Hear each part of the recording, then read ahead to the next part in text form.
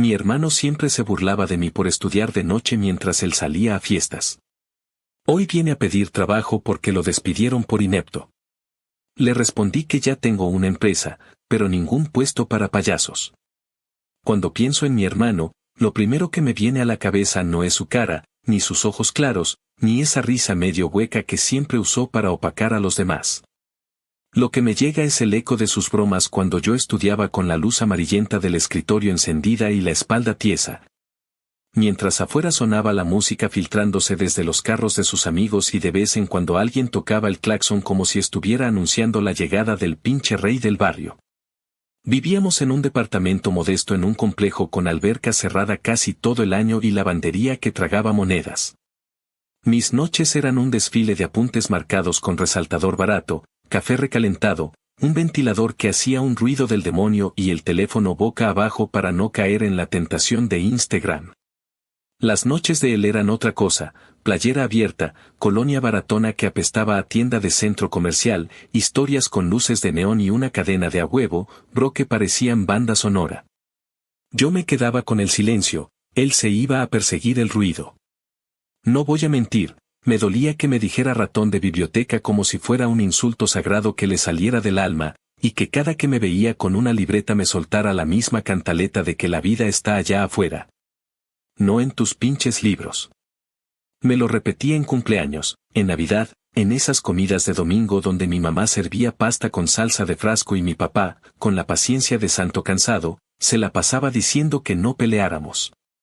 Mi hermano tenía una facilidad increíble para entrar a un cuarto y que toda la atención se fuera con él, como si alguien jalara una cortina. Sabía contar chistes, sabía bailar aunque fuera igual que un poste con caderas, sabía guiñar el ojo y hacer sentir a la gente que estaba del lado ganador de la historia. Yo era el otro lado, el aburrido, el que se sabía el nombre del profesor y el horario de la biblioteca. Y sí, cabrón, me daba coraje, porque uno también se cansa de ser el chiste.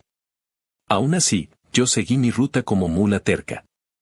En Estados Unidos la vida te cobra al centavo el privilegio de soñar, así que entre semana estudiaba y los fines de semana me reventaba jornadas mal pagadas en trabajos que no voy a romantizar porque fueron una chinga.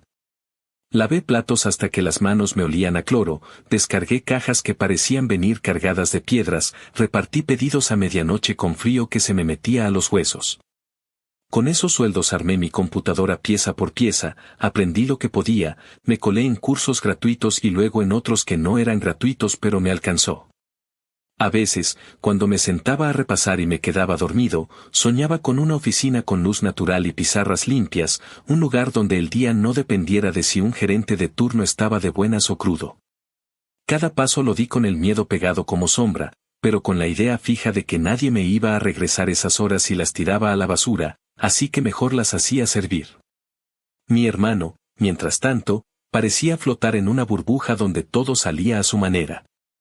Un día vendía celulares usados, otro día decía que iba a meterse al mundo de los eventos, y al siguiente juraba que tenía línea directa con un primo que movía contactos en no sé qué empresa. Las fotos en sus redes eran él con vasos rojos, con la gorra al revés y esa sonrisa de a mí la vida me guiña. Cuando le contaba que había pasado un examen pesado, me contestaba que estaba orgulloso del nerd de la casa con ese tono burlón, como cuando te palmean la espalda para dejarte claro quién manda. En el fondo, yo me repetía que la vida no es un video corto y que la resaca siempre llega. Igual, había días en los que tragarme su soberbia me dejaba un sabor a óxido que ni el café tapaba. Luego vinieron esos años que, vistos de lejos, parecen un carril de aceleración.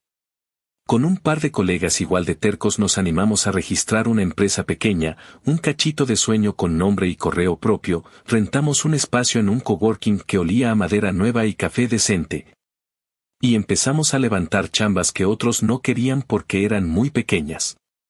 A mí me encantaban esas chambas chicas, páginas que nadie cuidaba, tiendas en línea que necesitaban cariño, sistemas internos que parecían armados con cinta adhesiva. Cada vez que cerrábamos un contrato, yo me acordaba de mis noches con la luz amarilla y me prometía una lámpara mejor. No éramos gigantes ni mucho menos, pero ya no mandaban los jefes de turno ni los chismosos de pasillo. Mandaba el calendario, mandaba la entrega, mandaba la idea de construir algo que no se desmoronara con el primer viento. La familia se fue enterando a su ritmo. Mi mamá, bendita como es, empezó a decirlo en la iglesia y en la peluquería. Mi papá, hombre de pocas palabras, me abrazó como si me hubiera devuelto una cartera perdida. Mi hermano lo tomó como toma todo, lo volvió chiste. Ahora el ratón vende páginas, decía, que no se le queme el cerebro. En una cena se aventó la joya de que yo no habría logrado nada sin su motivación a punta de carrilla. Me carcajeé por dentro y seguí comiendo, porque no me iba a enganchar. Había aprendido a respetar el silencio que me dio de comer cuando nadie creía en mí. Y porque, para qué negarlo, ya empezaba a sentir el gustito de que la balanza se moviera. La vida, que es cabrona pero justa cuando se le antoja, le empezó a poner piedras en el camino a mi hermano. Primero lo rebotaron de un trabajo por llegar tarde, luego de otro por andar metiéndose en broncas con el supervisor. Y más tarde lo aceptaron en uno donde tenía que hablar con clientes y duró lo que dura una cerveza abierta al sol. Al principio la familia lo tapó con excusas, que si el jefe era un ogro, que si la empresa no servía, que si no supieron valorar su chispa. Con el paso de los meses, esa chispa ya parecía incendio. Era cosa de tiempo para que tocara mi puerta, y la tocó. El día que vino a pedirme trabajo, yo estaba en la oficina nueva, mejor iluminada, con plantas que no se me morían y una cafetera que prepara el café como si te quisiera. Llegó tarde, claro, porque si rompe la costumbre se le cae el mundo. Entró con una carpeta sucia y una sonrisa que no le alcanzó para tapar el miedo. Yo lo vi y me vi a mí mismo de años atrás, solo que al revés, él sin rumbo, yo con rumbo. Me senté frente a él, crucé las manos y me preparé para tragarme mi orgullo y escuchar, por respeto a mi madre y porque a pesar de todo, carajo, es mi hermano. Se puso a hablar de cualquier cosa menos de lo que venía.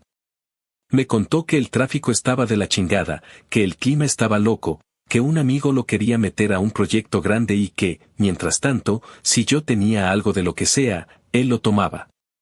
Dijo que estaba listo para aprender lo que sea, que si hay que ponerse las pilas, se ponen, y que somos familia, cabrón. Yo asentía, dejando que el aire hiciera el trabajo de descargar la tensión. Cuando terminó su ronda de humo, se hizo el silencio y ya no hubo donde esconderse. Fue ahí cuando sentí que años de tragos amargos se alinearon en mi lengua listos para salir. Le dije que me acordaba perfecto de todas esas noches en las que él se iba a gritar canciones en algún bar y yo me quedaba con la luz prendida, con los apuntes, con los dedos manchados de tinta, con la espalda contracturada y el corazón lleno de miedo. Le dije que no me olvidaba de sus bromas, de su manía de llamarme nerd como si fuera un insulto, de esas veces en que me empujó para pasar y me dejó claro que su fiesta valía más que mi esfuerzo. Le dije que había construido la empresa con gente que sí sabía respetar el trabajo de los demás, que no necesitábamos estrellas de Instagram sino personas que llegaran a tiempo, que escucharan, que cumplieran. Y que no iba a meter a mi propia casa a alguien que, durante años, me trató como basura. No levantó la voz. Se le vino abajo la sonrisa como una carpa mojada. Me dijo, con esa voz que antes usaba para burlarse, que estaba jodido. Me pidió una oportunidad, la que sea. Y yo sentí el filo de la venganza en la lengua, no como una explosión, sino como esa calma pesada que te cae cuando finalmente dices lo que te debes. Le contesté, sin gritar, sin show, con la misma claridad con la que uno firma un contrato, que lo sentía, que aquí ya teníamos una empresa y que no había ningún puesto para payasos. Lo dije así, redondo, y se quedó flotando en el aire como una verdad que llevaba años esperando su momento. Se levantó sin hacer ruido, guardó su carpeta como si de pronto pesara demasiado, y salió con los hombros caídos. Yo me quedé mirando la puerta cerrarse, con el café todavía tibio, con esa mezcla rara de alivio y tristeza que solo entiende quien ha aguantado mierda suficiente como para saber que decir no también es un acto de cuidado. No me tembló la mano. No me tembló la voz. No me tembló la memoria. Si alguien pregunta por qué hice lo que hice, la respuesta es simple y no necesita adornos. No voy a darle las llaves de lo que he construido al mismo cabrón que se pasó años riéndose de cómo lo construía. Y así empezó todo. Lo que vino después merece su propio capítulo, porque la vida no se detuvo con esa frase y porque la familia, las culpas y el maldito orgullo no se evaporan con una puerta cerrada. Pero esto es el origen, la chispa que prendió la mecha, el día en que el rey de la fiesta vino a mi mesa a pedir pan y yo, que había aprendido a amasar en silencio, le dije que aquí no servimos circo. Actualización 1. Pasaron varios meses después de aquella escena en mi oficina, donde le cerré la puerta en la cara a mi hermano sin necesidad de levantar la voz ni soltar un escándalo.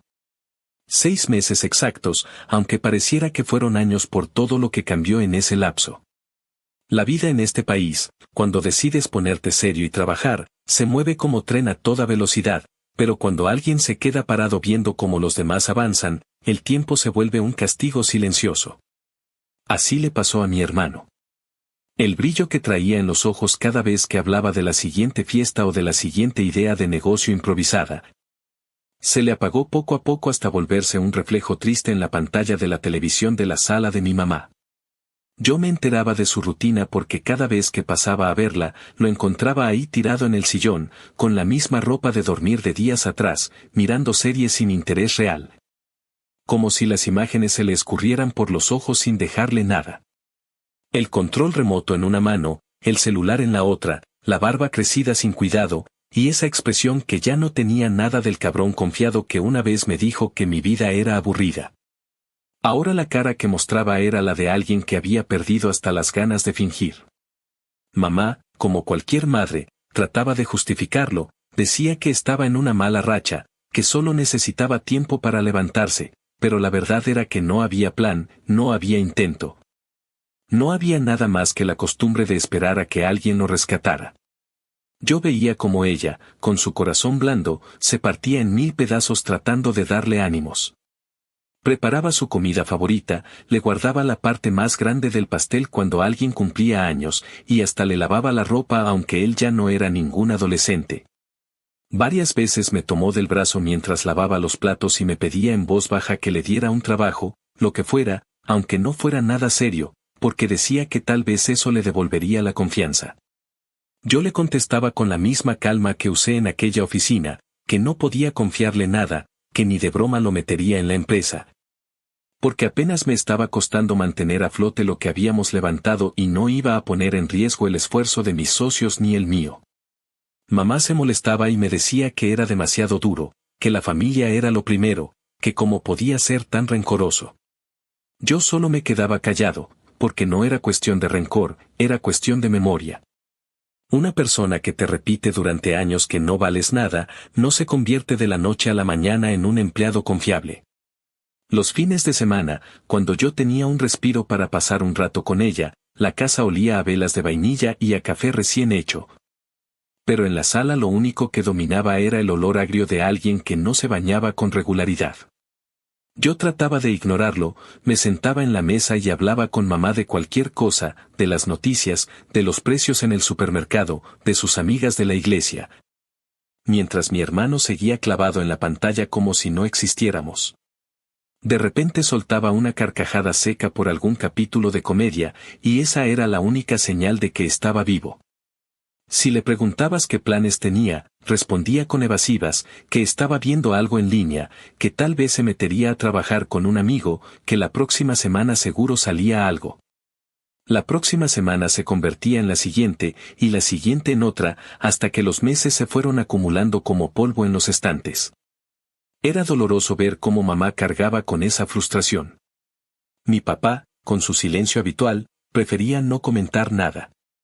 Apenas lo saludaba y se iba al cuarto a ver deportes en su laptop, dejando que el problema se manejara solo. Yo lo entendía, porque él ya estaba cansado de toda la vida de ser árbitro entre dos hijos que nunca lograron estar en el mismo canal. Pero esta vez no era una pelea entre hermanos, esta vez era la realidad enseñándole a mi hermano la factura de su desmadre. Y la factura era alta, sin dinero, sin rumbo, sin ganas. Mientras tanto, en mi vida las cosas eran un contraste brutal. La empresa seguía agarrando proyectos, empezábamos a rentar más espacio en el coworking y la sensación de crecimiento me llenaba de energía. Cada contrato firmado era un recordatorio de que todo lo que me aguanté en silencio había valido la pena. Me levantaba temprano, trabajaba hasta tarde, pero lo hacía con la satisfacción de saber que estaba construyendo algo real. Había días que, al salir de la oficina, me subía al carro, prendía la música, y me reía solo pensando en cómo mi hermano se burlaba de mí por estudiar en vez de salir a tomar. Me reía no por burla, sino porque la ironía era tan grande que dolía. La primera vez que mamá me pidió directamente que lo contratara, lo hizo con lágrimas en los ojos, parada frente a la estufa mientras revolvía una sopa de pollo. Me dijo que tal vez si yo lo ayudaba, él recuperaría la motivación, que era cuestión de darle la oportunidad de sentirse útil. Yo le respondí con una calma que me costó trabajo sostener, que no podía, que no iba a poner en juego la confianza de mis empleados ni el futuro de mi negocio solo por una idea romántica de rescatarlo. Ella me miró como si no me reconociera, como si en vez de su hijo estuviera hablando con un extraño frío y calculador. Pero no era frialdad, era simplemente haber aprendido a no olvidar. Esa conversación me persiguió varios días. Cuando estaba en la oficina, trabajando en algún sistema para un cliente pequeño, recordaba la mirada de mi madre, esa mezcla de súplica y reproche. No era fácil cargar con eso, pero tampoco me arrepentía. Yo sabía que si cedía una vez, él no iba a cambiar, solo iba a hundirnos a todos. Y así, con esa convicción clavada como un hierro, dejé que el tiempo siguiera su curso. 6 meses después de aquella primera visita a mi oficina, mi hermano seguía exactamente en el mismo sillón, con la misma mirada perdida, y yo con la misma decisión. No iba a abrirle las puertas a alguien que durante toda mi vida se dedicó a cerrármelas en la cara con burlas y desprecios. La diferencia era que ahora la familia empezaba a darse cuenta de que no era cuestión de orgullo mío, sino de que él no movía un dedo. Y aunque me dolía ver a mi madre desgastarse en cuidados que no daban fruto, también sentía que la vida, poco a poco, le estaba mostrando la lección que nunca quiso aprender. Actualización 2. Un año después de aquella primera negativa, la vida ya no se sentía como un péndulo sino como una escalera con peldaños que por fin tenían sentido. El salto de tiempo fue más notorio cuando nos mudamos del coworking con mesas compartidas a una oficina chiquita en la planta alta de un local donde abajo arreglaban uñas y vendían peditas de perfume. No era nada lujoso, pero tenía ventanales con luz honesta, alfombra vieja pero limpia y un olor a café que ya no venía de máquinas baratas sino de una cafetera que hacía su chamba sin fallar. Conseguimos escritorios de segunda mano que pulimos un sábado larguísimo. Pintamos una pared de un color que nos levantara el ánimo y colgamos una pizarra blanca que amanecía cada día llena de garabatos y terminaba por la tarde con ideas ordenadas. A la hora de la comida, con un burrito sobre la mesa y la laptop abierta, sentía que esa era, por fin, la vida que me había prometido cuando estudiaba con la luz amarilla del escritorio y las manos oliendo a cloro. Llamé a 2 amigos de la universidad, a esos a los que mi hermano les decía perdedores con esa risita de cabrón que les salía tan fácil, y los contraté con la oferta más decente que podíamos sostener, un sueldo justo. Un horario humano, días libres cuando el cuerpo lo pidiera y la promesa de que aquí nadie iba a humillar a nadie. Cuando se sentaron a mi lado el primer día y pusieron sus mochilas junto a la ventana, me di cuenta de que estábamos construyendo una cosa que no dependía de la suerte ni del carisma de nadie, sino de horas concentradas, de apuntes con sentido y de una terquedad compartida. En esos meses entraron también 2 chicas chingonas que habían sufrido en empleos donde las trataban como si fueran muebles, y aquí encontraron un espacio para experimentar. Equivocarse y proponer sin que un imbécil les ladrara en la nuca. Verlas reír un miércoles cualquiera, con la música bajita y el sol cayendo sobre las plantas, me recordó por qué aguanté tanto tiempo que me dijeran nerd como insulto, porque yo quería exactamente esto. La vida fuera de la oficina seguía su propio ritmo. A mi mamá la visitaba más seguido, llevaba pan dulce de la panadería que le gusta y, a veces, flores baratas pero bonitas que conseguía en el mercado de camino. La casa olía a vainilla, como siempre, pero ya no me topaba a mi hermano a media tarde. Se había ido a trabajar de bartender en un bar de deportes más bien tirándole a hoyo oscuro, con luces neón temblorosas, mesas pegajosas y pantallas donde repetían partidos como si fueran reliquias. El bar quedaba del otro lado de la ciudad, en una zona de estacionamientos enormes y letreros que prometían alitas por un precio que parecía barato hasta que te las ponían frías. Me enteré por un amigo de la prepa que, encantado con la coincidencia, me mandó una foto en la que se veía a mi hermano atrás de la barra, con una camiseta negra que le quedaba grande y una cara de pocos amigos que ya no intimidaba a nadie, solo delataba cansancio. En el texto, mi amigo me puso que el servicio era una basura, que el cabrón tiró un tarro y luego le echó la culpa al cliente por mover el codo, y que a la hora de las propinas se hacía el digno. Como si estuviera por encima de sonreír o de decir gracias. Me reí una carcajada corta que me supo a justicia tibia. No porque le deseara la ruina, sino porque era inevitable pensar en todas las veces que me dijo que yo no sabía vivir, que la vida estaba allá afuera, que el mundo era suyo. Allá afuera estaba, sí, sirviendo cervezas tibias y peleándose con fanáticos de equipos que ni conocía. En la oficina, mientras tanto, el trabajo se volvió un engranaje bonito. Aprendimos a escribir correos que sonaban a gente real, a entregar versiones que no daban pena, a pelear contratos con una mezcla de paciencia y descaro que funciona cuando sabes que puedes cumplir. Publicamos vacantes en sitios donde a veces nadie contesta y otras veces te llegan mensajes de gente con historias que te estrujan el pecho, y de esa mezcla elegimos a 2 personas más que, cuando se sentaron frente a la pizarra, nos soltaron ideas que nos hicieron sentir que no solo estábamos creciendo en números, sino en malditas ganas de hacer las cosas bien. Dejamos de trabajar desde el puro apuro y empezamos a planear semanas con cabeza, a poner metas que se podían morder y tragar sin ahogarnos. A decir que no cuando un cliente quería pagar monedas por trabajo que costaba sudor. Éramos pequeños, claro que sí, pero ya no éramos un experimento a escondidas, éramos un equipo de gente cansada de jefes pendejos, que había decidido darse un respiro en su propia casa. Cuando la familia se enteró de que habíamos firmado un contrato con una tienda local que llevaba años buscando a alguien que no la dejara colgada, mi mamá se puso contenta de ese modo que solo ella sabe. Con lágrimas chiquitas que le tiñen la voz sin hacer ruido. Mi papá me tomó del hombro como diciendo aquí estoy, aunque no tenga palabras. Y mi hermano, el rey de la carcajada fácil, se enteró por un primo y me escribió un mensaje raro, mitad felicitación, mitad intento de recordarme que si necesitabas a alguien con labia, ya sabes. No le contesté al principio porque estaba en la oficina cuadrando tiempos, y cuando por fin abrí el mensaje para responder con una cortesía seca, ya me había llegado otra notificación. Era un video que subió un conocido desde el bar, mi hermano discutiendo con un cliente por el hielo, moviendo las manos con ese teatro cansado de quien cree que todavía impresiona. El cliente, un tipo grande con camiseta de un equipo del Medio Oeste, le decía que se relajara y mi hermano se puso el mismo gesto sobrador que me dedicaba cuando yo estudiaba. Fue como ver un fantasma viejo jugando en otra pantalla. Cerré el teléfono y volví a la pizarra, porque la venganza más efectiva era dejar que la vida le enseñara lo que yo ya sabía. Con el paso de los días, mi madre empezó a hablar menos de él y más de sus plantas, de su espalda que ya no aguantaba estar de pie tantas horas, de la receta de un pastel que le pasaron en la iglesia. Cuando lo mencionaba, se le escapaba esa tristeza espesa que deja el amor cansado, y yo hacía lo único que podía hacer sin traicionarme, la escuchaba. Le compraba vitaminas que juraban ayudar y le cambiaba un foco cuando la escalera le daba miedo. A veces me quedaba a cenar con ellos y mi hermano llegaba tarde, con olor a cerveza y a cocina, y sin saludarnos se metía al baño a bañarse como si el agua pudiera arrastrar más que sudor.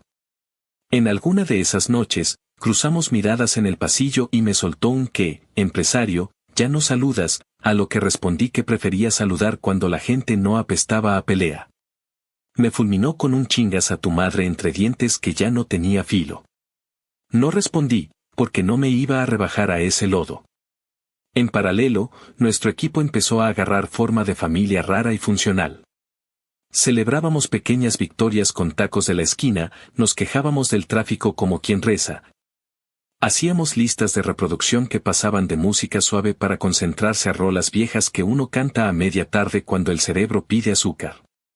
Una de las chicas propuso que pusiéramos una regla sagrada: aquí nadie prende la computadora en domingo, y si alguien lo hace por urgencia, que lo avise y se le compensa el martes con una mañana de descanso.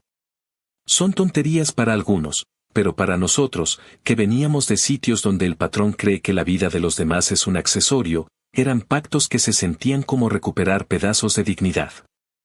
Empezamos, además, a invertir en cosas chiquitas que se vuelven grandes, mejores sillas para que la espalda no se joda, lámparas que no te dejan la vista hecha caca, un microondas que no te deja el plato helado por dentro. Se armó un ambiente donde la gente llegaba sin miedo a preguntar, y cuando vi eso, entendí que mi venganza contra años de burlas no era una frase cruel en una oficina, era inventar un lugar donde el respeto no se mendiga. La noticia de que mi hermano estaba de bartender se regó entre conocidos y, como siempre, llegaron las voces entrometidas que quieren ser árbitros de lo que no viven. Que si porque no lo ayudas, que si solo tú puedes enderezarlo, que si la sangre llama. En una carne asada de un primo, una tía que siempre fue muy buena para repartir culpas me dijo que yo me había vuelto un mamón y que ahora me creía mucho. Tomé aire, sonreí como quien guarda un fósforo a tiempo, y se lo conté sin subir el tono, que a mí me tocó aguantar años de que su consentido se burlara de mí por estudiar, que me tocó escuchar que no tenía vida. Que me tocó preparar exámenes con la música de sus fiestas a todo lo que dan, y que ahora me tocaba decidir a quién dejaba entrar a lo que estaba construyendo. Dije que no era rencor, que era higiene mental y cuidado del equipo. La tía hizo su mueca de desaprobación patentada y se fue a ponerle más salsa a su plato. Me quedé con la satisfacción humilde del que explica sin rogar que lo entiendan. Un día cualquiera, de esos que no prometen nada, me llegó un mensaje de una de las chicas del equipo que salía con sus amigas al bar de moda del centro. Me mandó una foto del pizarrón de promos del bar donde trabajaba mi hermano y me dijo que él se veía cansado, que andaba distraído, que les tiró una bebida y ni siquiera se disculpó, que solo refunfuñó como señor amargado. Me preguntó si quería que le dejara propina extra para alivianarlo y le dije que no, que la gente tiene que aprender sin propinas morales. No es crueldad, es la certeza de que a veces lo único que nos mueve es el golpe seco del piso. La ironía más sabrosa fue cuando, en la oficina, celebramos que uno de los amigos nerds al que alguna vez mi hermano llamó inútil se compró su primer carro decente, usado pero confiable. Con pagos mensuales que podía cubrir sin ahogarse. Entre todos lo estrenamos yendo por helados en una tarde luminosa que parecía hecha para estrenar cosas. Mientras nos reíamos con la boca fría, pensé en esa cadena ridícula de a huevo, bro que mi hermano se colgaba al cuello como si fueran medallas, y me di cuenta de que la verdadera cadena es la de la constancia. No suena, no brilla, no sale en fotos, pero cuando uno se la pone, el paso se vuelve firme. Si me preguntan qué sentí ese año, la respuesta es incómoda pero honesta, sentí venganza, sí, de esa que no quema sino que calienta. No la venganza de pararte frente al mundo a gritar que ganaste, sino la de sentarte a tu escritorio, mirar a tu equipo trabajando sin miedo. Escuchar a tu madre reírse al teléfono porque le arreglaste la ventana que se atascaba, y saber que el que se burlaba está allá, en un bar grasiento, peleándose con el hielo de un vaso. Una parte de mí se ablandaba con el cansancio ajeno, otra se endurecía con la memoria. Entre esas dos partes aprendí a vivir, y entre esas dos partes crecimos lo suficiente como para esperar, sin prisa, la siguiente vuelta del tiempo. Porque el tiempo, cuando está de tu lado, no grita ni empuja. Te acompaña, te pone una mano en la espalda y te dice sigue, cabrón, que lo que viene también es tuyo. Actualización 3. 2 años después de aquella primera vez que vino a pedirme trabajo, mi hermano apareció otra vez en mi vida, como si el tiempo no le hubiera enseñado nada y como si yo no hubiera dejado claro lo que pensaba. Era un día común, de esos que empiezan temprano con llamadas de clientes y terminan tarde revisando presupuestos, cuando recibí un mensaje suyo pidiéndome vernos. Decía que tenía algo importante que mostrarme, que no era lo mismo de antes, que esta vez sí iba en serio. Dudé en responder, pero la curiosidad pudo más. A fin de cuentas, era mi hermano, y aunque me sobraban motivos para dejarlo en visto, parte de mí quería escuchar qué clase de excusa traía ahora. Nos vimos en una cafetería cerca de mi oficina, un lugar pequeño con mesas apretadas, olor a pan recién horneado y música suave de fondo. Llegó tarde, como siempre, con esa manía que nunca soltó de hacer esperar a los demás, como si su presencia valiera la demora. Traía en las manos una libreta negra, gastada en las orillas, con hojas llenas de manchas de café y bolígrafo azul. Se sentó frente a mí y comenzó a hablar con la emoción nerviosa de quien cree que trae oro en una bolsa de plástico. Me dijo que había estado trabajando en un plan de negocios para abrir un bar con estilo, algo que según él no existía en la ciudad, un lugar con luces modernas, cerveza artesanal y sillones cómodos donde la gente quisiera quedarse horas. Me explicó que lo veía como un punto de encuentro para jóvenes profesionales, un espacio cool que se iba a llenar solo porque sí. Mientras hablaba, abría la libreta y me enseñaba dibujos torcidos de mesas, garabatos con números sin sentido y frases como crear ambiente único subrayadas varias veces. Como si eso bastara para convencer a un inversionista. Yo lo escuchaba en silencio, viendo cómo sus manos temblaban un poco mientras pasaba las hojas. Cada tanto levantaba la vista y me preguntaba qué opinaba, si lo veía posible, si me interesaba entrarle como socio. La palabra socio me cayó como piedra en el estómago. Recordé todas esas noches en las que él se iba a bailar y yo me quedaba con libros abiertos, recordé cuando me llamaba pendejo por preferir estudiar en vez de vivir la vida. Ahora, él mismo que se burló de mis sueños, me pedía que financiara los suyos, que eran nada más que humo escrito con pluma barata en una libreta mugrosa. Cuando terminó de hablar, cerró la libreta con un golpe suave, como si acabara de mostrarme un secreto brillante. Se recargó en la silla y sonrió, confiado, esperando mi aprobación. Yo respiré hondo y le dije que no. No lo adorné, no le di largas, no le pedí tiempo para pensarlo. Simplemente le dije que no iba a meter dinero en un proyecto que no tenía ni pies ni cabeza, que no podía confiar en alguien que no sabía administrarse ni a sí mismo, mucho menos un negocio. Le expliqué que abrir un bar no era cosa de poner luces bonitas y mesas con sillas cómodas, que había permisos, cuentas, impuestos, personal, proveedores, y que él nunca había demostrado disciplina para sostener nada. El rostro le cambió de golpe. Se le borró la sonrisa y en su lugar apareció un gesto duro, resentido. Me dijo que yo me creía mucho, que el éxito se me había subido a la cabeza, que era un pinche engreído de mierda que había olvidado de dónde venía. Yo lo miré sin parpadear y le contesté que no se trataba de orgullo, sino de memoria. Le recordé que cuando yo me mataba estudiando, él estaba ocupado riéndose de mí, y que ahora no podía pretender que borrara todo eso solo porque le convenía. Le dije que en mi empresa no había espacio para proyectos hechos en servilletas ni para socios improvisados. Se levantó de la mesa con un movimiento brusco que hizo que la libreta cayera al suelo.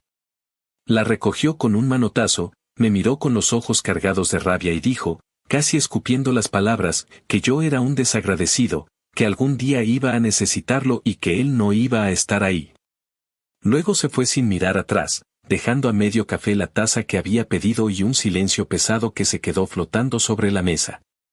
Yo me quedé sentado unos minutos, mirando la puerta por donde había salido, pensando en lo predecible que era todo. No había cambiado nada, seguía siendo el mismo tipo que pensaba que el mundo estaba listo para aplaudirle sin que él hiciera nada. Esa noche, cuando llegué a casa de mis padres, mi madre me preguntó si lo había visto. Le respondí con evasivas, porque no quería entrar en detalles que la hicieran sufrir. Pero ella, con esa mirada que todo lo adivina, me dijo que sabía que algo había pasado, que lo había notado raro, callado, con los ojos rojos como si hubiera llorado de rabia. Yo no confirmé ni negué nada, solo cambié de tema. Porque aunque en el fondo me dolía verla preocuparse, sabía que lo que había hecho era necesario. No iba a salvarlo de sí mismo, no iba a darle una segunda oportunidad de arrastrar conmigo lo que tanto me había costado levantar. Pasaron semanas y cada tanto llegaban rumores. Un primo decía que mi hermano andaba hablando pestes de mí, que contaba que yo lo había traicionado, que me creía un rey. Otros decían que lo veían cada vez más apagado, trabajando aquí y allá en chambas temporales que nunca duraban. Yo escuchaba, asentía y seguía con mi vida. En la oficina, las cosas marchaban mejor que nunca, el equipo estaba sólido, los clientes satisfechos, y cada día que pasaba me convencía más de que había tomado la decisión correcta. No niego que, en el fondo, algo de mí esperaba que ese encuentro en la cafetería lo hubiera despertado, que hubiera sido una sacudida para ponerse en orden. Pero no, mi hermano no cambió. Y yo tampoco cambié mi postura. Porque entendí que la verdadera venganza no era gritarle en la cara todo lo que me hizo, sino mantenerme firme en mi propio camino, sin dejarlo meter sus manos sucias en lo que por fin estaba limpio. Actualización 4. Pasó algo así como 2 años y medio desde aquella cafetería donde le dejé claro a mi hermano que no iba a financiar su bar de servilleta, y el tiempo, que para uno se vuelve escuela y para otro solo calendario. Le empujó a tomar una decisión tan impulsiva como todas las demás, se casó deprisa con una chava que conoció en una aplicación de citas. La noticia me cayó en el teléfono como caen esas actualizaciones que uno no pidió, en medio de una jornada en la oficina plagada de pendientes, cuando mi madre mandó una foto borrosa del juzgado donde estaban firmando.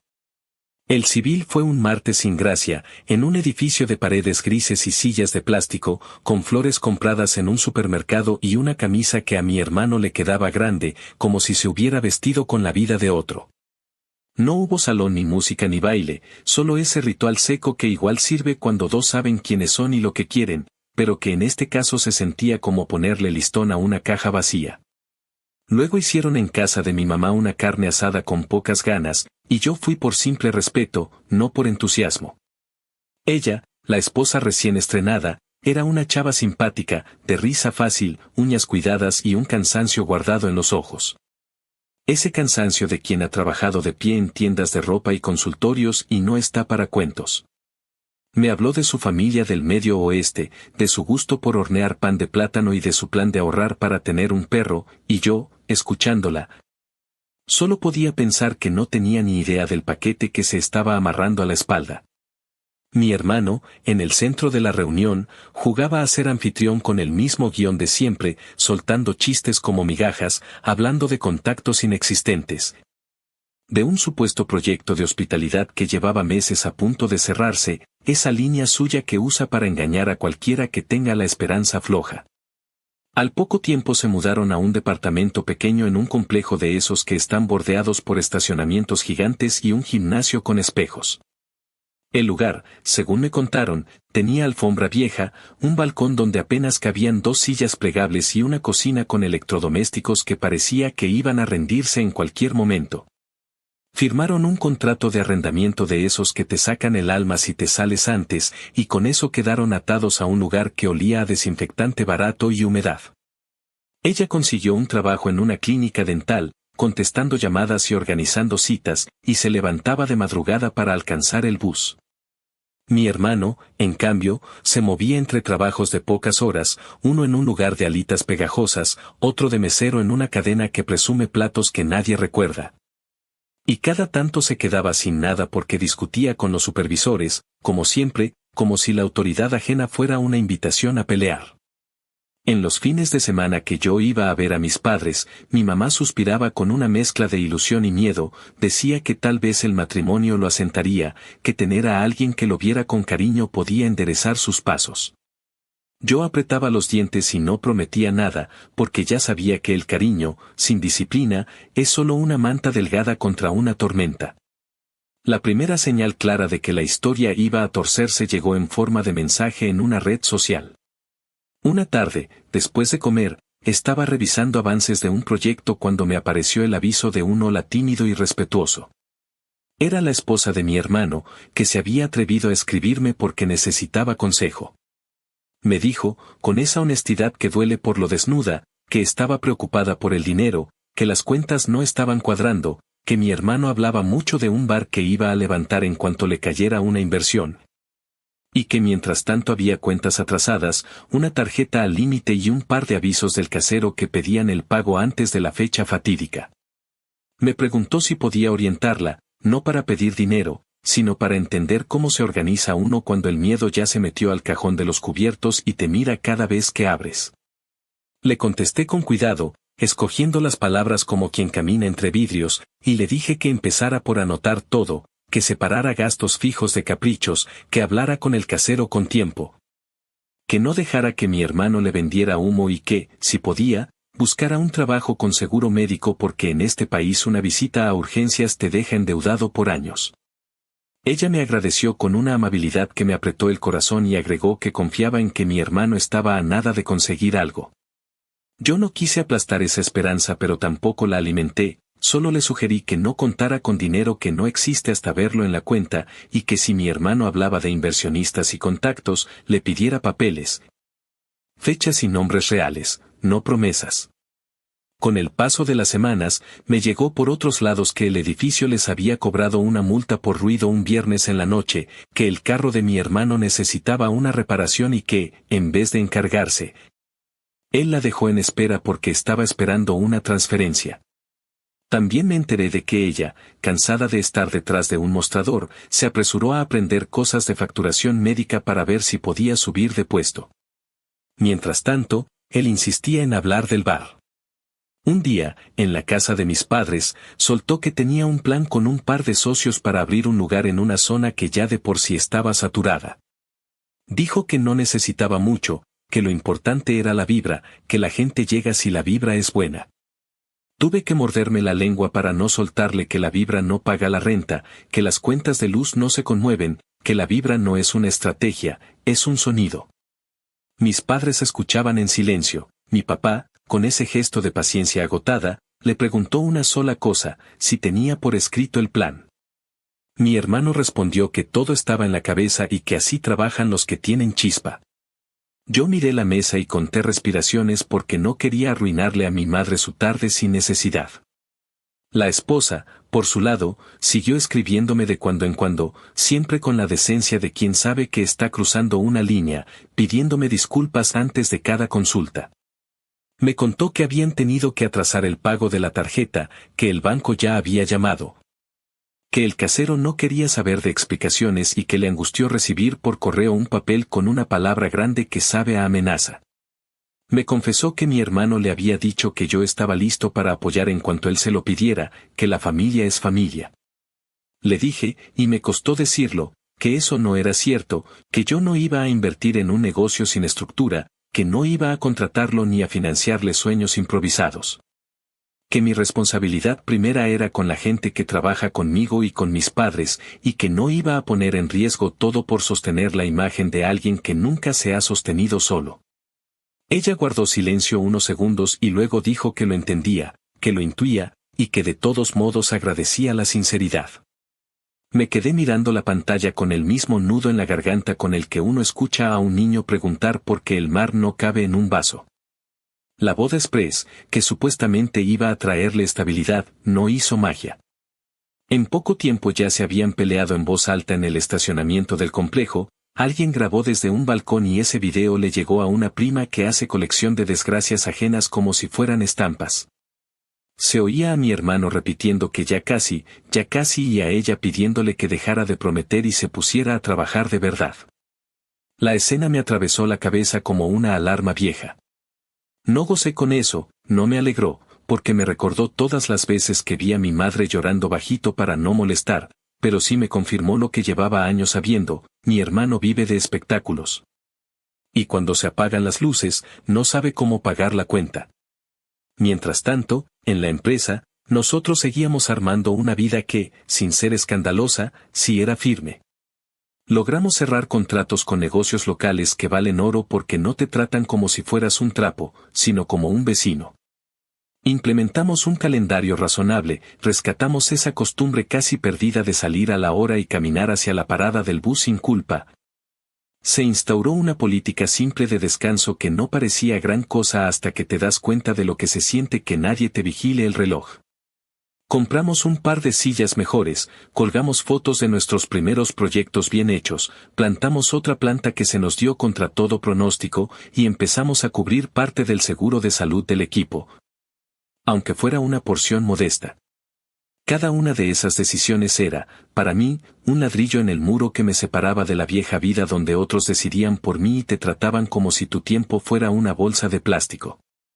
Era, también, un recordatorio de que si algún día permitía que mi hermano se metiera aquí, no sería la familia la que entrara, sería el caos. Y a ese, ya lo conocía. Hubo una cena en casa de mis padres que condensó todo. La esposa de mi hermano llegó con una caja de pastel y una sonrisa trabajada, esa sonrisa que uno pone cuando quiere que el mundo no se venga abajo. Mi madre la apapachó como si pudiera rellenarle de cariño los huecos, y mi papá, que no suele hablar mucho, le ofreció cortar el pastel con la torpeza tierna de un hombre que quiere que algo salga bien. Mi hermano, envalentonado por el ambiente, volvió al tema del bar. Dijo que tenía un contacto que conocía a un dueño de varios locales, que era cuestión de un empujoncito, y luego, mirándome directo, soltó que la familia se apoya. Me dejó el balón rebotando en el pecho. La esposa, sin querer, le apretó el brazo como pidiéndole que parara, y mi madre desvió la conversación hacia un partido que nadie estaba viendo. Yo puse las manos sobre la mesa y, con la calma que me costó aprender, dije que no iba a poner un solo centavo ni una sola hora en un negocio que no existía más que en una libreta. Que no iba a abrirle la puerta de la empresa ni a él ni a su proyecto, y que eso no era odio, era cuidado. Mi hermano cambió de color, hinchó el pecho, dijo que era un pinche traidor, que la sangre me había quedado chica, y remató con esa frase que ya me sé de memoria, que sin su empuje yo seguiría cargando cajas. La esposa se quedó helada. Mi madre rompió el silencio con un ya, por favor, que olía a desesperación. Me tomé el café con la parsimonia de quien decide no desperdiciar saliva y repetí que no. Esa misma noche, más tarde, la esposa me escribió desde el baño, lo supe porque dijo que necesitaba 5 minutos de paz. Me pidió disculpas por lo ocurrido y me dijo que agradecía que yo hablara claro. Me confesó que se había creído el cuento del bar porque también quería creérselo, porque hace menos frío dormir con un sueño que con una deuda. Me preguntó si yo creía que mi hermano podía cambiar. Yo le escribí que la gente cambia cuando la realidad le rompe lo suficiente, cuando se queda sin público, cuando tocar fondo deja de ser una metáfora. Y agregué que no era mi tarea convertirlo en adulto, que yo no iba a hacer otro poste que sostuviera un techo flojo. Ella puso que entendía y deseó que al menos siguiera escribiéndole con consejos cuando se viera perdida. Le dije que sí, que siempre, que para eso sí podía contar conmigo. Cerré el teléfono y me quedé viendo el techo de mi cuarto de infancia, ese techo que vio mis noches de estudio, pensando en lo puta que es la vida cuando se empeña en repetirte lecciones. Había, sin embargo, una diferencia. Ahora yo elegía qué cargar y qué soltar, y había decidido soltar la tentación de ser el héroe de un hermano que nunca se bajó del trono imaginario. Con el paso de los meses, la historia continuó sin giros de película. No hubo cheque sorpresa, no hubo milagro de último minuto, no apareció ningún inversor escondido. Hubo, en cambio, días muy largos, turnos dobles para ella, silencios arrogantes de él y llamadas del casero hechas con esa voz neutral de quien recita la ley del edificio. Mi madre, cada vez que podía, les llevaba comida, plantas que según ella purifican el aire, y un amor que yo admiro aunque a veces me dé coraje por lo fácil que otros lo abusan. Mi padre siguió siendo el pilar mudo que revisa que las ventanas cierren y le cambia el filtro al aire acondicionado porque, si no lo hace él, nadie lo hace. Y yo seguí alimentando la empresa, ese animal vivo que me ha enseñado que la dignidad también se administra. Si hay algo que aprendí en esta etapa es que la venganza, cuando tiene fondo, no es rugido, es consistencia. Es decir, no cada vez que te tientan con el chantaje de la sangre, es no convertirte en el cajero automático emocional de alguien que gasta sin pensar. Es sostener la mirada cuando te reclaman y contestar que el amor no te obliga a incendiar la casa por calentar a un terco. No niego que hubo noches en las que me acosté con culpa, imaginando a mi madre preocupada, a la esposa mirando el calendario como quien observa una cuenta regresiva. Y a mi hermano revolcándose en ese orgullo que ya solo le sirve para cubrir vergüenzas. Pero cada vez que la culpa me buscaba, recordaba mis propias noches, mi propia cuenta regresiva, aquella sensación de estar solo frente al libro y decidir que nadie iba a estudiar por mí. Esa memoria me devolvía la paz. Y me la devolvería otra vez, más adelante, cuando el tiempo decidiera que no basta con que uno aprenda, hay historias que exigen, para cerrarse, un golpe seco frente a todos, una frase redonda. Un espejo en medio de la mesa familiar. Pero eso pertenece a otro día, al día en que dejé de hablar en voz baja y repetí frente a cualquiera que quisiera escuchar que aquí no había puestos para payasos, porque esto, lo que construimos con manos cansadas y horas prestadas, no era un circo. Actualización final. 3 años después de aquella primera vez en la que lo rechacé en mi oficina, la historia llegó a un punto que parecía inevitable. El tiempo, con su manera de empujar a todos hacia el mismo lugar tarde o temprano, me llevó a esa reunión familiar donde todo explotó. Era una tarde de domingo en casa de mis padres, el mismo lugar donde tantas veces lo vi brillar con chistes fáciles y burlas a mi costa. El mismo comedor donde me llamaba ratón de biblioteca y yo tragaba en silencio el coraje. Ese día la mesa estaba llena, habían venido tíos, primos, la abuela que ya apenas camina, y cada plato humeaba con comida hecha con el esmero con el que mi madre siempre intenta mantener a flote la idea de familia. Yo fui con la calma que me da saber que no debo nada, me senté con el café en la mano y la convicción de que nada iba a sacarme de mi lugar. No sospechaba que mi hermano iba a convertir esa reunión en el escenario de su última súplica. Llegó tarde, como siempre, con la misma actitud de quien cree que la fiesta empieza cuando él entra. Solo que esta vez ya no era el joven sonriente que llenaba espacios con su voz. Venía demacrado, con la barba descuidada, ojeras marcadas y un peso extraño en los hombros. Su esposa no lo acompañó, me dijeron que estaba trabajando horas extras porque las cuentas se acumulaban, lo que ya era un símbolo claro de lo que pasaba en su casa.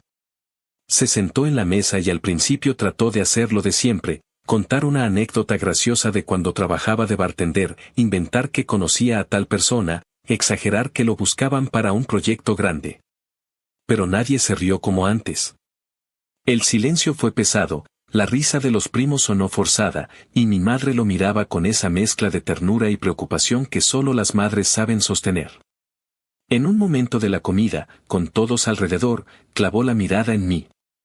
Tenía los ojos vidriosos, no sé si de cansancio, de rabia o de ambas cosas, y con la voz cargada de desesperación dijo que necesitaba trabajo, que esta vez iba en serio, que estaba dispuesto a hacer lo que fuera. Dijo que yo era su hermano y que, si tenía una empresa, lo mínimo era tenderle la mano. El comedor se quedó congelado, hasta el ruido de los cubiertos se detuvo. Mi madre empezó a llorar bajito, mi padre apretó los labios como quien se prepara para una tormenta, y los demás esperaron mi respuesta como si estuvieran frente a una obra de teatro que lleva años anunciándose. Yo lo miré sin moverme, con la serenidad que no se improvisa sino que se aprende a golpes. Sentí que todos los recuerdos de mi adolescencia se alineaban en mi garganta, las noches de estudio interrumpidas por su música de fiestas, las burlas, las frases hirientes. Las veces que me empujó a un lado porque mi vida era aburrida. Recordé sus risas con amigos cuando me decía nerd, las veces que me llamó pendejo por quedarme en casa, las veces que mi madre me pedía que no le hiciera caso. Todo ese archivo de humillaciones estaba vivo en ese instante. Y ahora él me pedía trabajo frente a todos, como si el tiempo hubiera borrado lo que hizo, como si mi esfuerzo fuera un botín al que tenía derecho. Respiré profundo, sentí los ojos de todos sobre mí, y hablé con la voz clara, sin gritar, con la calma que duele más que un insulto. Le dije que recordaba perfectamente cuando me decía que estudiar era para pendejos, cuando me aseguraba que yo nunca iba a lograr nada porque prefería libros a fiestas.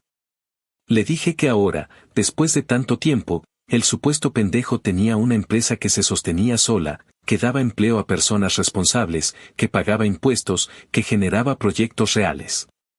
Le dije que él, en cambio, no tenía ni rumbo ni dignidad. Rematé con la frase que llevaba años esperando, que en mi empresa no había puestos para payasos. La frase quedó flotando en el aire como un cuchillo. Se hizo un silencio tan espeso que se podía cortar con los dientes. Mi madre rompió en llanto, diciendo que no hacía falta que fuera tan cruel. Mi padre se quedó callado con la mirada clavada en el plato, y algunos primos bajaron la cabeza porque no sabían dónde meterse. Mi hermano se puso rojo, después pálido, después simplemente vacío. Se levantó de la mesa sin decir nada, arrastrando la silla, y salió de la casa con un portazo que retumbó en las paredes. Nadie lo siguió. El único sonido que quedó fue el de mi madre sollozando y el tic-tac del reloj de pared. Me quedé sentado, con las manos sobre la mesa, sintiendo que la espina de tantos años finalmente se desprendía. No fue un triunfo alegre, no fue una celebración, fue un alivio extraño, como si por fin hubiera terminado una deuda que no era mía. Miré a mi madre y le dije despacio que la entendía, que sabía cuánto lo quería, pero que no podía cargar con él, que no iba a arriesgar lo que había construido ni a poner en riesgo a quienes confiaban en mí. Ella no respondió, solo siguió llorando, y mi padre asintió levemente, como aceptando que esa era la verdad aunque doliera. El resto de la comida fue incómodo, nadie sabía qué decir, y yo me limité a terminar mi café mientras pensaba que la venganza, cuando llega de forma inevitable, no se siente como fuego sino como cierre. Me levanté más tarde, ayudé a recoger los platos y me despedí en silencio, dejando atrás la casa que había visto toda la historia desde el principio. En el camino de regreso, manejando con la ventana abierta, me di cuenta de que no necesitaba volver a repetirlo nunca más. Ya estaba dicho. El niño que estudiaba con la lámpara amarilla, el joven que tragaba humillaciones, el adulto que construyó con sus propias manos, todos habían hablado en una sola voz frente a la familia. Y esa voz había dejado claro que aquí no hay espacio para los que solo saben burlarse. Aquí no hay lugar para payasos.